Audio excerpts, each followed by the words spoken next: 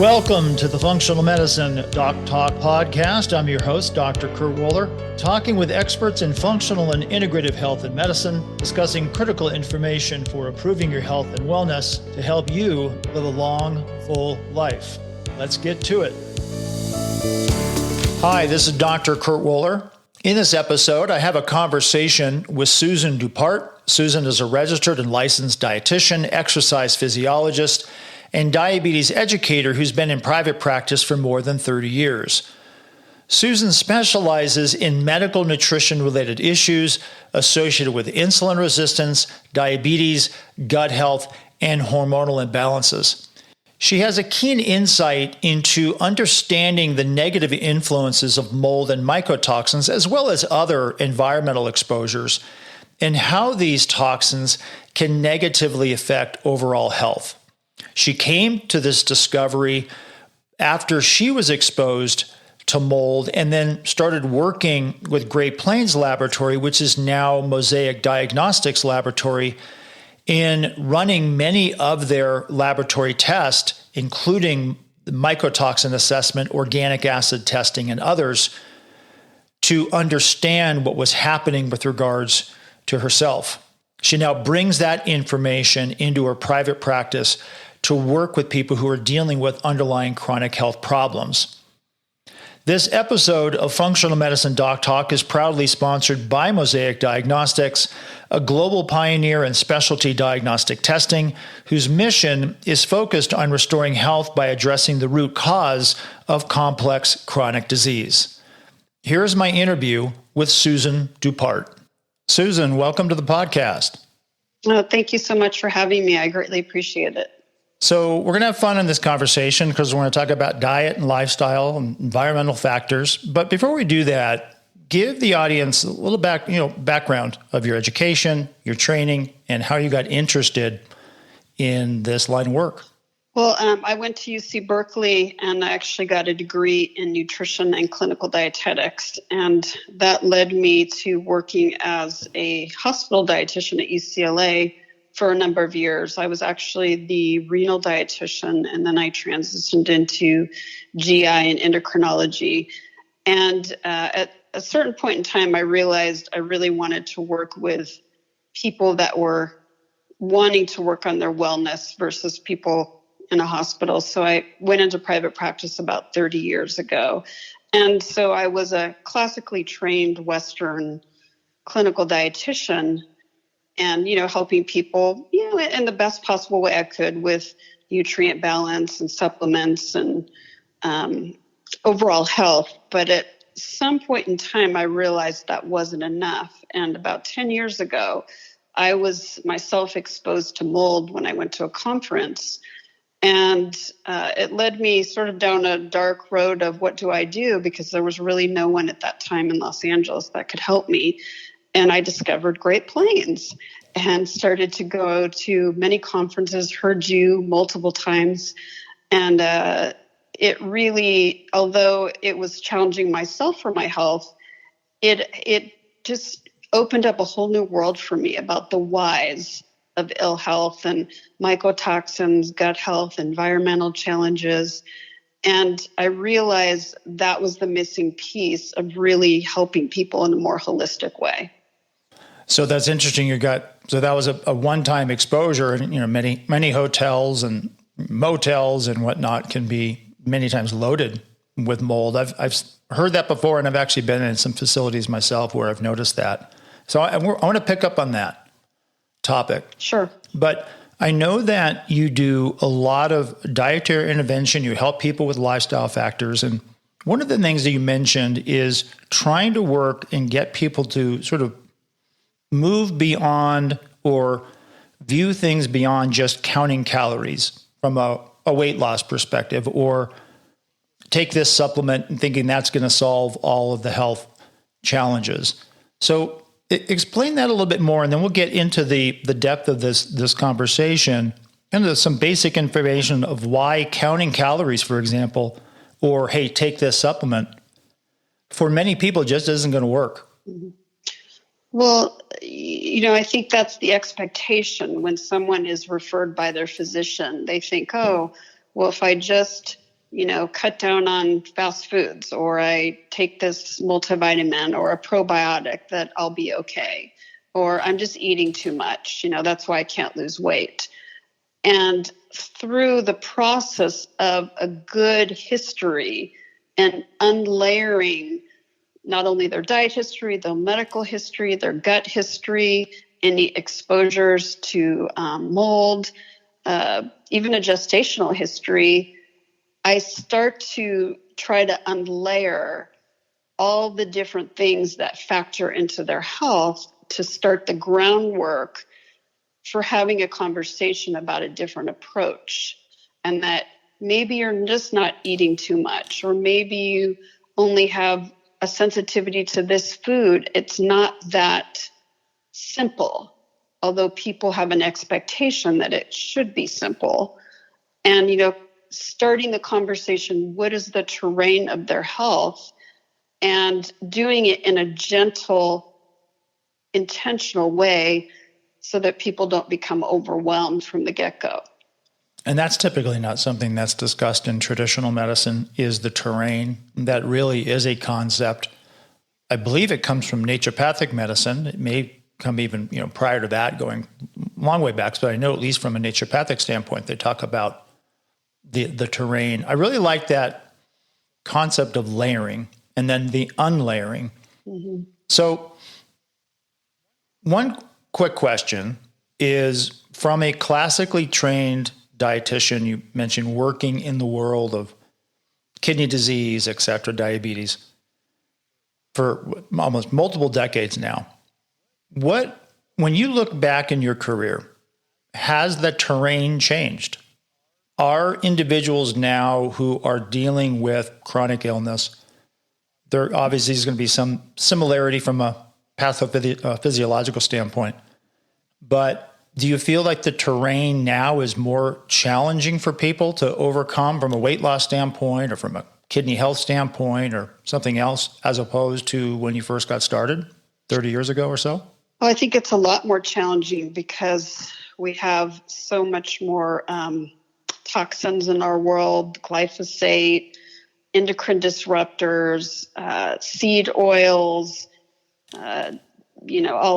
all the different things that people are exposed to, that they just have no idea that those things are factoring into their health. I mean, there was no such, there were EMFs, but there wasn't 3G, 4G, 5G. So really starting gently the process of educating people of, this is not your fault. And these are some possible explanations about, why you have gut issues, or why you have energy challenges or sleep challenges, and having that conversation so that you're giving empathy to them and not using judgment.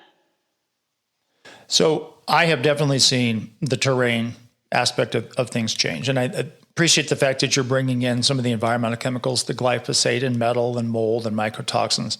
There's no doubt that there has been some shift. It's as if individuals, whether it's a child, teenager, adult, their health conditions, they just seem more challenging. People tend to be more stuck. Things just don't normalize or improve as quickly. It's not to say that there aren't some changes, but in general, I'm just seeing this trend. I work a lot with individuals on the autism spectrum, and I have these conversations all the time with other practitioners, like the protocols we used to implement, the things we used to do that could really help move the needle. It's not that they're not now, it's just not to the same degree, the same consistency, or to the same percentage. So there is this collective, this collection of just toxins and the terrain imbalance that is clearly there. I see it every day in my practice. So let's go back, Susan, to your story, because I know your story, bringing it forth in your consulting practice, is really important so people can relate to what your experiences was. So let's go back to your story of that exposure and what that did, and how you unlayered for yourself some of these problems. Well, I think I actually lived in some moldy homes growing up, which of course I didn't know about. I, started having a lot of sinus issues and different respiratory issues. But I went to New Orleans for a conference, and within 24 hours of getting there, my tongue turned black. Wow. And I thought, what is this? My tongue's black. That's crazy. And the hotel next door to the hotel I was at was being excavated. So I'm sure there was all these mold spores from the hurricane they had had a few years before. And I came back and I actually went to my regular ear, nose, and throat doctor. And he said, oh, I think you got mold. But he didn't really know what to do with it. So he put me on antibiotics, right, which is the worst thing to do. Oh, no. Okay. And some a steroid rinse, which was also a terrible thing to do. And then it just started, all these gut issues. And, then, like I said, I found a, quote, mold specialist in Los Angeles, and it didn't really go well. Just do this or just do that. There wasn't, how do you unlayer this so that you can actually get back to health? And so that's when I discovered Great Plains, started going to conferences, did a lot of consults with Lindsay Goddard, who has been my mentor through all this. Yeah. And, hundreds of hours with her. And so it not only helped me, but also helped me recognize the signs of mycotoxin illness and how to help my patients. So through that journey yourself, obviously being able to then translate it over into patients. And Lindsay's great. She's incredibly smart. I mean, she goes back many years with that company now, Great Plains. No, she's being amazing. being Mosaic Diagnostics. And so the organic acid test was one of those tests you did. Right. I'm curious, do you remember on the organic acid test, were there any of the mold markers positive? Well, I had Clostridia. I had yeast and fungal markers, Candida. I had it all. Yeah. And other testing. What other testing did you do through Great Plains at that time? I did, obviously, mycotoxin, glyphosate. I did the tox panel. I actually did their Candida, food sensitivity testing as well. Okay. So just to orient people, who are listening who may not be familiar with those tests, the organic acid test is it's a urine profile that looks at different metabolic markers that our body produces or the organisms in our digestive tract produce. And if you've been exposed to mold and the exposure has been long enough or even acutely significant enough, you can do what's called colonization, where you can actually have mold spores start to colonize the digestive tract, and it starts producing different compounds. The mycotoxins are toxins produced by various molds. So when you think about what you got exposed to, Susan, at that hotel, not only were there likely spores of mold circulating in the environment, you're also getting the toxins that those molds produce also circulating. And so those can get accumulated in the body. And all of those entities, by the way, can disrupt the terrain, as you had mentioned earlier. They can trigger inflammatory reactions, immune reactions, histamine reactions. So brain fog and headache and sleep problems and mood issues and bloating and constipation and body aches, all of that stuff can come about. The glyphosate's a big problem because it is a major disruptor to the microbiome. So I think about when you think about individuals you're working with from a dietary perspective, if they're not able to lose weight or have problems in digestion, it can be many times directly linked to an accumulation of glyphosate and its disruption of the microbiome. And you probably know too, glyphosate is a major toxin, or can be, to the kidneys. Yeah. So there's actually been a lot of studies in glyphosate, chronic glyphosate exposure in kidney disease. So all of those things. But what was interesting in your particular case, I mean, you were probably having exposure, as you had mentioned. You probably, I think you said, grew up or had lived maybe in a moldy environment. But it was that exposure at that location was just the tipping point. Yeah, it was the final hit. Yeah, right, the final hit. And this is something that I think that's important for everybody to recognize. we're all exposed. None of us live in a bubble. And, many of us can, as we're exposed, become more reactive. It takes other exposures longer for things to become problematic. So I find it fascinating that the ENT doc recognized that you had been exposed to mold.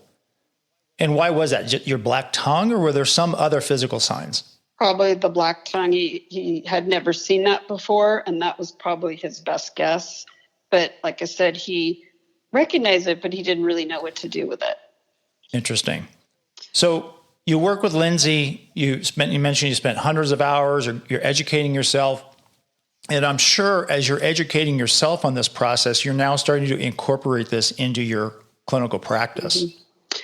And this is kind of an interesting segue into this part. I find the population that I work with now that has the most problems are college students.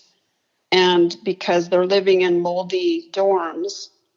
And shortly after I started this process, I was referred a young woman in her early 20s, and she had been to probably 10 different GI specialists and could only go to the bathroom like every 12 days. Oh my gosh, wow. I said, did you ever live in a moldy environment? And she said, no one's ever asked me that. I lived in a moldy dorm room. They actually had to tear down my dorm due to black mold. And like a light bulb went off. We had her tested. She was full of multiple types of mold. And it took a while to unlayer that. But finally, she got to the place where she was eliminating. She was much better. She was mold-free. But it's sad that it took several years to where her mother had seen me as a client a few years before. And she's like, hey, why don't you just try to, just see Susan and see if it could help your elimination. They had no idea that mold was a driver in all this. It's such a huge driver. One of my first cases that I saw many, many years ago was in Southern California. It was probably the early 2000s. There was an individual that came to me who had mold exposure in their condominium complex. And they were very sick. And it wasn't like, hospital sick where it was lethal. It was just chronically ill. Brain fog, body aches, fatigue like you can't believe, and just very difficult to function. And there was significant mold exposure. We actually did some mold testing, a lot of immunological reactivity. We didn't have the mycotoxin testing back then. But I always remember this was an individual that was very challenged from a hormonal standpoint, trying to keep all thyroid, sex hormones, very challenged from a weight standpoint. No matter how much dieting they did or try to improve their diet, there was some movement, some change, but still it was just erratic. It was just inconsistent. And I remember from that experience going, this is a different case than you would typically see from somebody who might just have some lifestyle things that have impacted their health, poor sleep or stress or lack of exercise. This is another level of complexity. And there's one thing about mold. It's not only the mold, but the mycotoxins seem to really prime the immune system for reactivity, autoreactivity, and chronic inflammation. So what were some things that you did to help unlayer the process for you to regain your health? Well, I had to be obviously on different binders, and I had a hard time with tolerating some binders. So kind of finding the right one. And then be on a variety of different supplements and working on my lymph system for drainage and detox, and kind of like learning through, almost stumbling through the process of how do I help put together a roadmap for myself. And the good news is it really educated me on how to help my patients put the roadmap together for them, and kind of what roadblocks or things that they would encounter to help them get through it. And I think sometimes people have to be very sick to be believers in mold, because the Western world doesn't really recognize it or really know what to do about it. Right. So, Susan, I'm sure you've seen this too. One of the things I've seen in practice is when you bring up the topic of heavy metals, it's like, oh yeah, I can see that. Yeah, I get that. I can see I eat fish, or, I've had amalgam fillings or whatever else. If you bring up pesticides, oh, for sure, I can see that. Glyphosate, no doubt. Other chemicals, yeah, I could definitely see that that's impacting my health. When you bring up molds, it's like, no way. Right. That's not a possibility. And I think intuitively people understand, even though they may not know all of it, is that it is a layering problem, particularly when you start having to get into, is it coming from their home? Is it coming from their place of work? Is it coming from the child's school? It starts to bring in a whole other layer of complexity. So one of the things I've seen in practice, you mentioned roadblocks. So roadblocks to health. We know that environmental factors can be a big problem. Mold, mycotoxins, glyphosate, other chemicals affecting the terrain.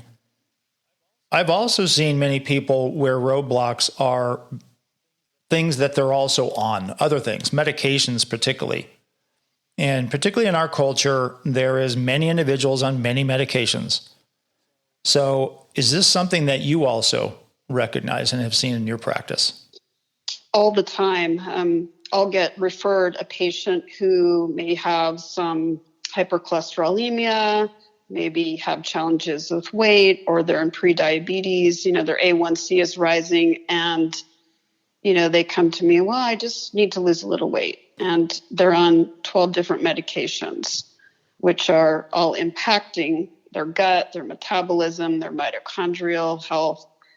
And it's hard to have that conversation, but, I think a starting place is they might say, well, I do want to get off some of these medications. I know it's not good. And so starting the process of, okay, well, what are some other things we can do? And working on a little bit on their diet, addressing seed oils, eating out. A lot of people order out, and so they're, getting exposed to the containers, all those endocrine disruptors and toxins in the containers.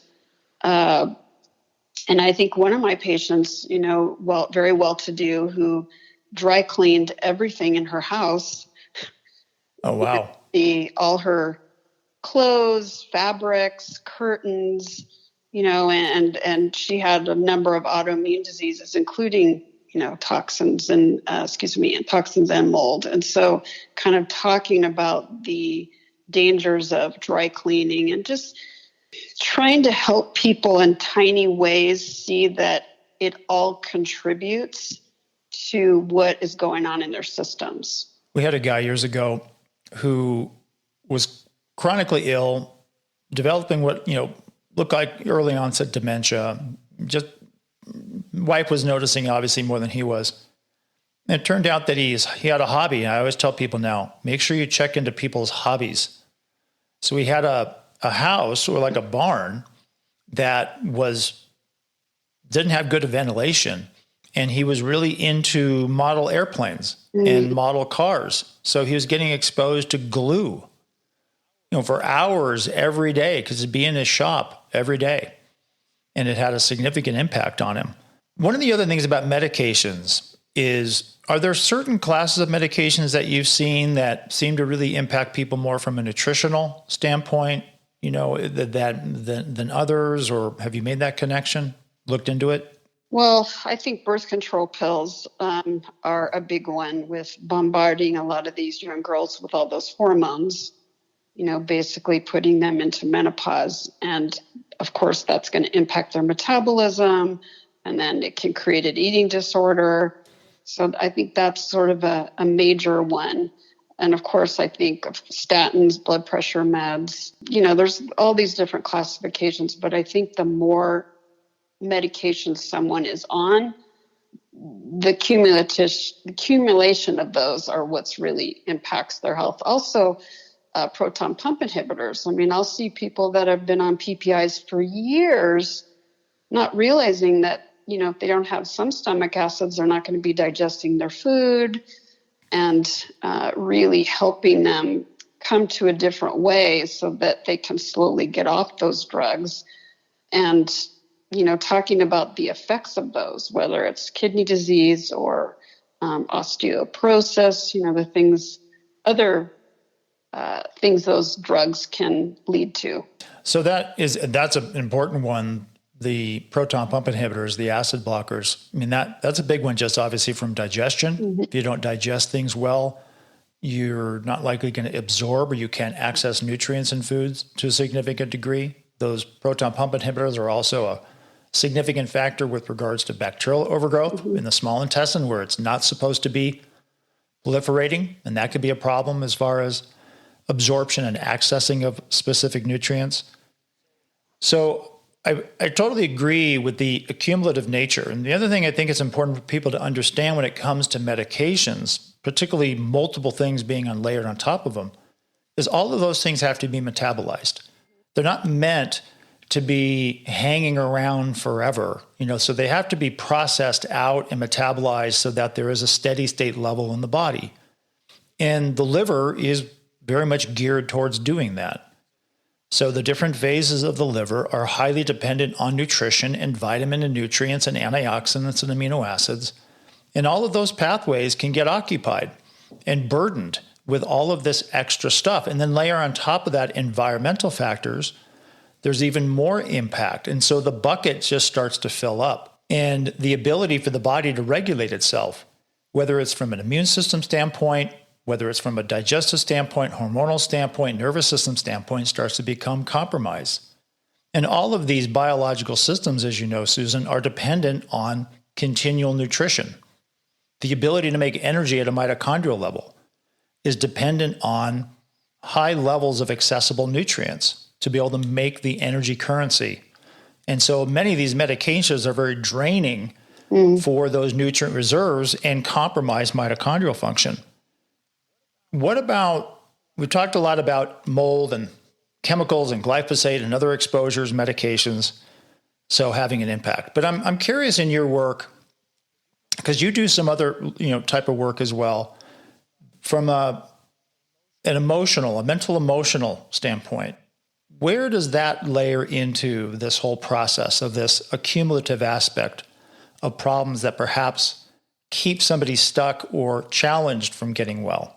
Well, that's where I use this language called motivational interviewing that was developed in the addiction field. And it's really used in all forms of behavior change. And when you use a couple of the key skills of motivational interviewing, one is called evoking questions, and one is the skill of reflective listening, which many people think they're doing it. But the way you use reflective listening is when someone says a statement, you add meaning to it. So if someone comes and says, I'm really tired of my metabolism being sluggish, I always have gas and bloating, and you really add meaning to their words. So it would be really wonderful if you could lose weight more easily and your stomach could be calm and you really wouldn't have to worry about all this gas and bloating when you go out every day.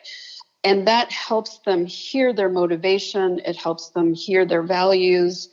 And then I can just build on that. And I think when people really feel heard and listened to, it motivates them to continue going down that road of health. So it's a very directional language directing people towards the place they want to go. So you're not being directive, but you're being directional. Like, when you've had a day where you had more energy, was there something specific you did? And you build on that. It's just a lovely way to talk to people so they don't feel like you're just telling them what to do. I think that the key that you just mentioned is they feel heard.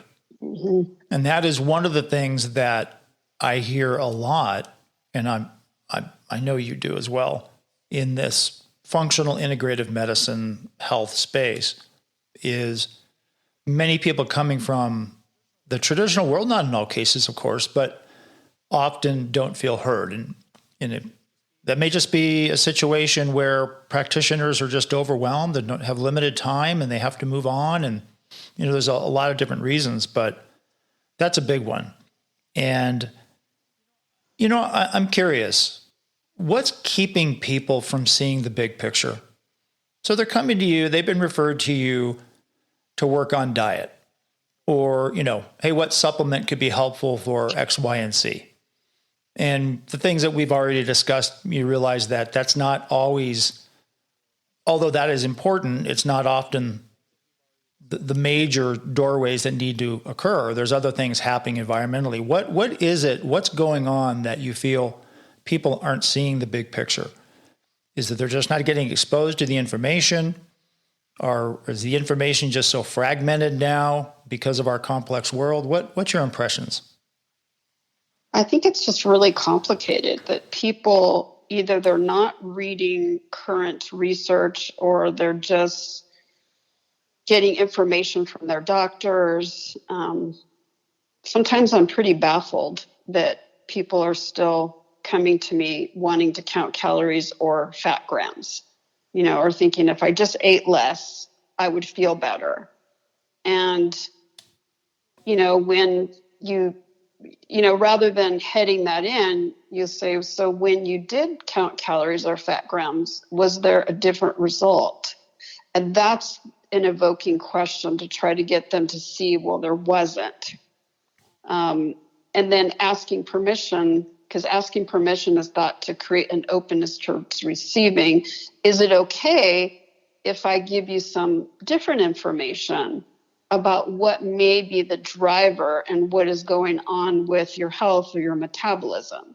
So they are more open to it and having that conversation. And, sometimes giving people options. We could talk about gut health. We could talk about toxins. We could talk about something else. What do you feel like would be the most significant thing for you to walk away with today? Interesting. Right. And then tailoring the conversation around them. And I will tell you, you will end up talking about all of those things, but just the fact that you gave them the autonomy in the process makes them more invested in the conversation. No, that's great. And no, I definitely appreciate that. And that the reality too, unfortunately, takes time. It takes a skilled practitioner such as yourself to be able to weave your way through that narrative. And it does take time. And I think, unfortunately, within where things are from a conventional medical standpoint, is there's often just that just not that time. So hopefully that can be changed in the future. So for most people, and I realize, Susan, that there's all different kinds of individual differences. But one of the questions I want to ask you is when you think of ranking of priorities, okay, for a general health issue, a diet problem, a kidney problem, my digestion system doesn't feel good, I'm tired. When we think about ranking, diet, digestive function, chemical exposure, sleep, electromagnetic frequency exposure, social media, mold, what do you have a running list of sort of the highest priority items that you want to get to, you want to discuss, you want to investigate for a given individual when they come and consult with you? It depends on the person and their awareness. So let's say I had someone that really wasn't that aware. I might just start with as basic as I can of let's switch you to eating all organic food, or having foods that are free of glyphosate, or let's switch get rid of all the seed oils and focus on, olive oil, avocado oil, grass-fed butter, ghee.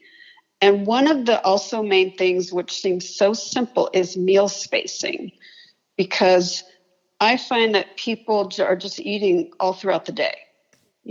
I just need to eat because I have more energy. And I really stress a lot about how rest and digest within the gut is so important. And I'll talk about, the first 2 hours, your glucose and insulin are going up. And the last 2 hours, and I'll make it simple, the cleaning waves of the gut are really working hard to rest and digest and get your body ready for your next meal. So you really need that 4 hours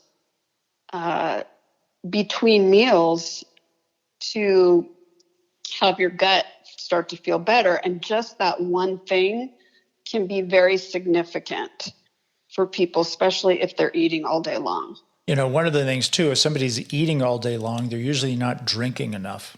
Right. Not alcohol, but I mean, coffee, it's like they're actually not hydrating enough. And I know for myself, I'm not naturally drawn, or haven't been in the past, to keeping myself hydrated.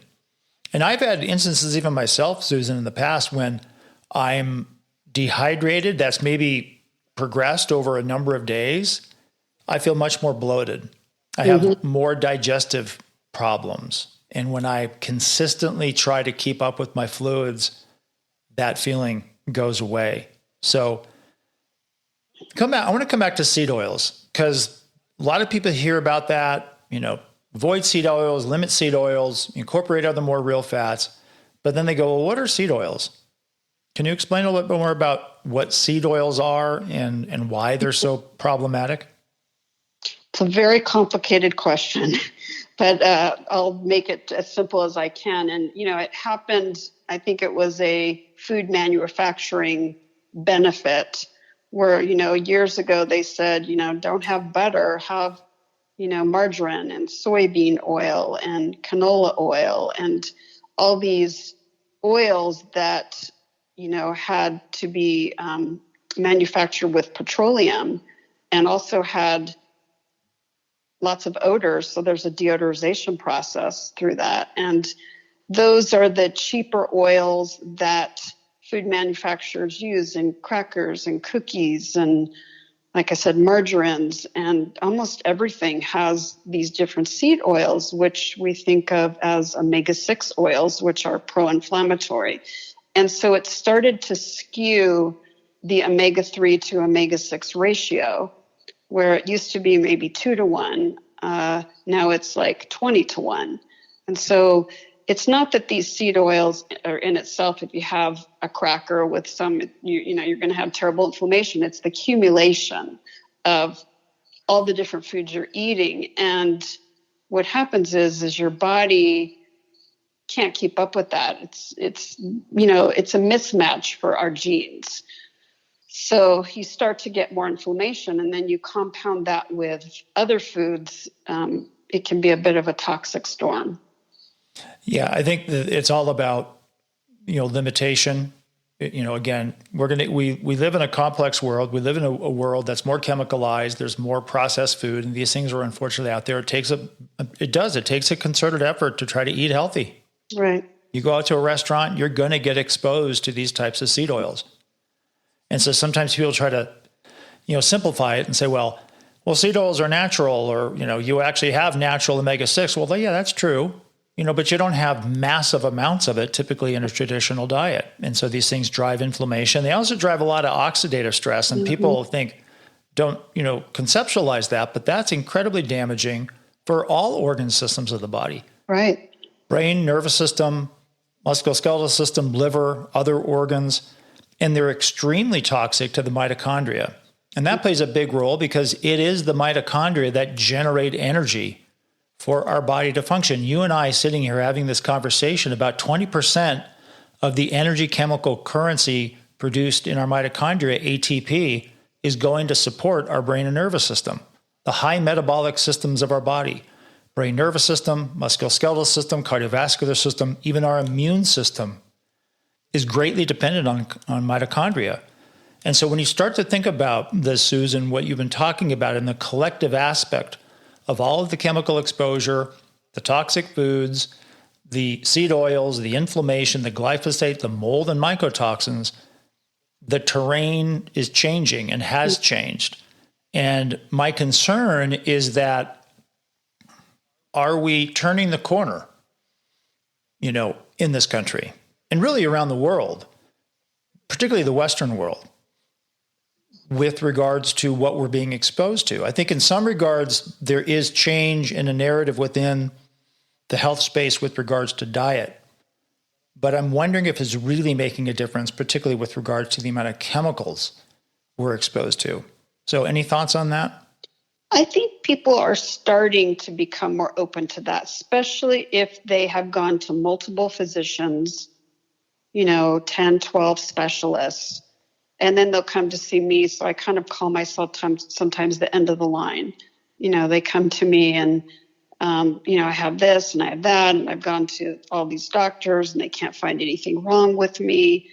And, those are the people that are going to be more open to testing, more open to an oat test or a mycotox or a stool sample, and say, well, let's test, don't guess.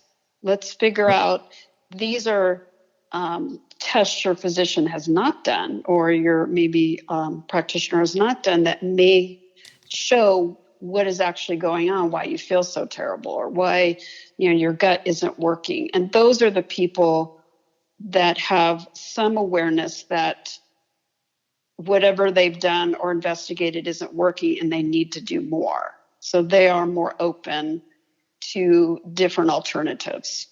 I like that test, don't guess. Mm-hmm. So that brings in the aspect when you think about these tests that Great Plains had, Mosaic Diagnostic has now, with regards to environmental chemicals, glyphosate, mold, mycotoxins. These are all tests of exposure. It gives you an idea about what you're being exposed to, things that could potentially filling up your bucket, so to speak, within your body. I'm curious with regards to heavy metals, because you had mentioned heavy metals early in this interview. What are the metals that you've seen with people here in the United States or in the region that you consult with tend to be most prevalent and most problematic? Uranium, cadmium, lead, even percolate, believe it or not. Those are kind of the main ones. And usually I'll have them look at their water and do they have a good filtration system, what types of foods they're eating. Even a lot of people who just think they're eating healthy and eat a lot of fish can have really high levels of mercury. Yeah. I just saw that the other day. Actually, I had a family that did a hair analysis, and there was very high levels of mercury on their child's hair test, and they eat fish probably 3-4 times a week. So I see a lot of arsenic and lead. Mm-hmm. Definitely a lot of uranium. Definitely seeing that, particularly certain regions of the United States, Southwest, for example, Southern California, Arizona, a lot of uranium there as well. Thallium is another interesting one. I tend to see it tends to have a pretty strong toxicity index compared to mercury. Mm-hmm. So again, you don't know what you're being exposed to until you test. Right. And then you have to do some discovery about where those things may be coming from. So tell me, some cases from your practice. Any memorable ones that come up that are good example of the kind of work you do? I'll tell you one interesting one that relates to Miss Lindsay is I have these two lovely clients, husband and wife, that used to see me in Los Angeles, and they moved to Florida. And they just come to me for regular things, weight loss, high cholesterol. And the wife had a pretty sluggish metabolism, but the husband, who really didn't have that many health issues, all of a sudden started going to the ER with these terrible spikes in blood pressure, terrible migraines, things he had never experienced. And he's, in his late 70s. And I kept saying, I think you have mold in your house. They live in Florida with all the hurricanes and humidity. And so they had a, quote, mold expert come, and they had no mold. But these things kept happening. So finally I reached out to Lindsay and I said, you need to find me a good mold expert in Florida because she lives there. And so she did. They had, I think, 5 different areas of their house, major mold behind the walls, lots of different types of mold. Wow. And so, unfortunately, they had to spend lots of money for remediation. And, it was painful, long process, but hey, they're much better. Their health is, there's no more spikes in blood pressure or migraines or things like that. And they're true believers in how mold really impacted their health. Another one is more interesting. A man came to me because he's only in his mid-60s and he had a pretty bad stroke. And so we got his diet spruced up and, different supplements. And then one day he came in and said, I've had some kidney stones. And, that's a major 911 flag. I said, well, I really think we need to have you tested for, I told him about the oat and the mycotoxin. He just wasn't quite there. He wouldn't quite do it. And although, he had the means to do it. And so finally, a couple sessions later, he said, okay, I'll do it. Of course, Clostridia, high oxalates, and helping him slowly get to the place where recognizing those things and then how to, do quote remediation in his body, which also could have contributed to his stroke. Right. So one thing about the oxalate for those listening is that oxalic acid is a compound that could be produced by fungus. So Candida can produce it. So the organic acid helps to pick up on the detection of that. And certain mold, Aspergillus species, can produce oxalic acid as well. So it's interesting. We know that you can get high oxalate foods or eat high oxalate foods, and that can lead to problems. And I know you being a dietitian and having worked in the nutritional field for years, particularly with individuals with kidney issues, you're going to be acutely aware, of the concern over calcium oxalate stones. But a lot of people don't realize is that the oxalate, which can form the stones, or at least crystallization of the body, can be generated by fungus exposure and overgrowth in the digestive system. So I'm curious, Susan, going back to your training early in your career with regards to kidney stones, were you aware of, I'm assuming at some point you became aware of oxalates. Right. When did you become aware of oxalate related to fungus? Well, basically what I used to focus on was, low oxalate diet, avoid vitamin C, hydrate, watch your sodium. That was kind of it. So I didn't really know about oxalates till I started going to Great Plains workshops and conferences, and yeah, it's really not just about right lowering oxalate foods. Of course, that's a part of it, but it's really like we talked about. How do you treat the driver? Because all these patients, all they hear is, "Oh, you're just a stone former." That's all it is. You have to hydrate the rest of your life, and helping them realize there's something else going on here that we can actually get to and fix, rather than you just have to make sure you're drinking 4 liters of water a day. Right. No, that's a great point. So what are the biggest challenges that most people that you consult with struggle with regards to improving their overall wellness? It's like where to start. Giving them a choice, like I talked about, but starting where it feels comfortable to them. Maybe it's just diet integrity. Maybe it's, believe it or not, having them work on their water system, because of the heavy metals, meal timing, not eating out so much, environmental things like avoiding plug-ins and candles and, all these different products people use, on their skin that are made, plastics. So trying to do whatever makes the most sense to them. And there's something in motivational, we call it follow the spark, follow the emotion. So when I sort of hear them talk about something, I follow that emotion because I know I'm going to get more buy-in with that particular subject. Right.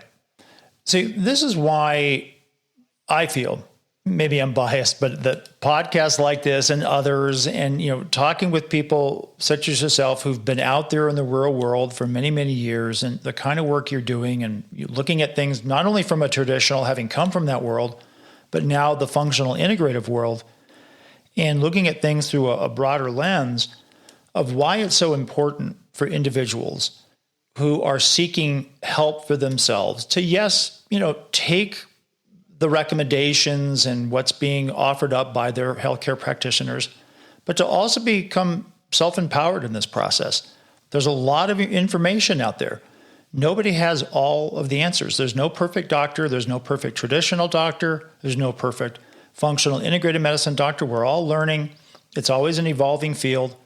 The same thing in the world of dietitian. There's no perfect dietitian. Nobody has all the answers. And so it's critical that people understand that they have to take ownership of what they're putting into their body.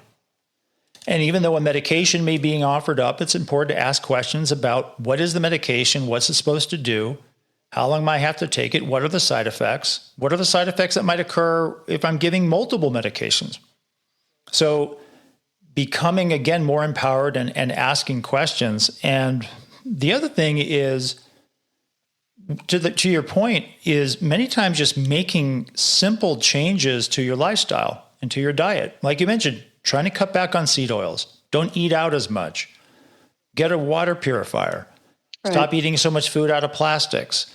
It's trying to decrease the things that's filling up our bucket. And I've often talked about this, Susan, with patients, is that we all seem to come into the world with, whether it's genetics, whether it's imbalances that occurred from an embryological standpoint or nutrient deficits, whatever. But we all seem to come into the world with a certain size bucket.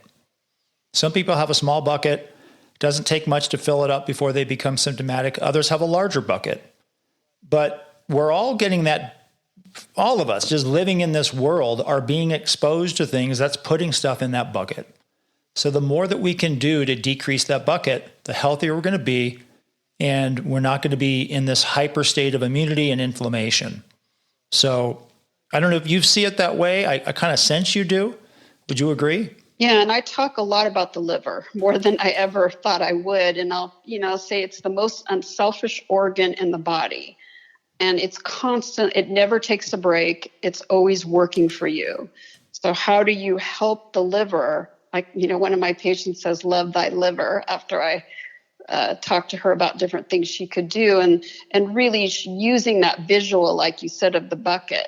And how do you empty the bucket so that your liver isn't overwhelmed? Because if you're, like you said, on 10 different medications, and then you're eating a lot of foods with pesticides and seed oils, and you're exposed to Wi-Fi all the day, your bucket is very filled, and it's not a wonder that you feel terrible. Right. Okay. So final question. This wasn't actually on my list of questions, but I'm going to ask this because you just talked about the liver and being a dietitian, being a nutritionist, some take-home points. I think we've really covered, the most impactful things that people can consistently do to maintain their wellness, exercise, sleep, trying to keep the exposures down, etc. But I actually want to finish up with, what are some things that people can do on a consistent basis that specifically helps with liver function to keep their liver healthy?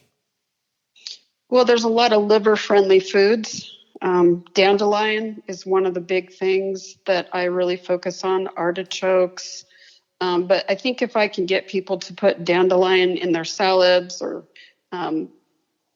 their different greens that they're using, that can be a big one. And sometimes there's liver-friendly teas that they can do. I try to do it in the best way possible to make it more user-friendly for them. Right. I think of a beautiful, colorful, robust salad. Yes. Yeah, is going to really help. And I love the aspect of teas and these other types of complementary types of things. So that's awesome. So you have written a lot. You have multiple publications. You've also written a number of books. Can you tell us about some of your educational material? Well, the latest things are actually on my blog, which is susandopart.com. If you put in the search engine, a lot of these different things will come up about testing and gut health, insulin resistance, which is one of my specialties. And then I have 4 different books, which are a little older, but one is a recipe for life. I call that a latex book for health. A lot of different things that people have questions about, and they can just look it up. And then I have a book called 101 Ways to Control Your Diabetes, but it really should have been called 101 Ways to Control Inflammation or Insulin Resistance. But at that point, no one really knew what insulin resistance was. And then I have the baby book for gestational diabetes. And then I have actually one called, a fun one, A Healthy Baker's Dozen, which is how to enjoy a healthy treat without the without the flowers that have glyphosate and more real ingredients. Right. Doing it healthy, but without the guilt. Right. Right. That's important too. So any additional resources? You mentioned your website. All of that will be on the webpage that hosts this recording. Other places that people can reach out to you. I mean, they can look at my website. My email is Susan Dopart at proton, proton.me. And I also have a listserv. So if you want like current things I'm thinking about or writing about, you can sign up for the listserv as well. Perfect. Well, Susan, keep up the great work. And it's always been a pleasure to interact with you. And, I'm so happy that you've been able to make your way through the exposure you had many years ago. There's a lot of practitioners that come to this kind of work because of those types of experiences. And, the testing and the kind of work you do is incredibly important in this world. So thank you. Yeah, thank you for having me on. And it was, even though it was a hard roadmap, it was a blessing in disguise. So otherwise we wouldn't be having this conversation. All right. Thanks so much. This episode of Functional Medicine Doc Talk was proudly sponsored by Mosaic Diagnostics, a global pioneer in specialty diagnostic testing whose mission is focused on restoring health by addressing the root cause of complex chronic disease. For more information about this podcast, go to functionalmedicinedoctalk.com.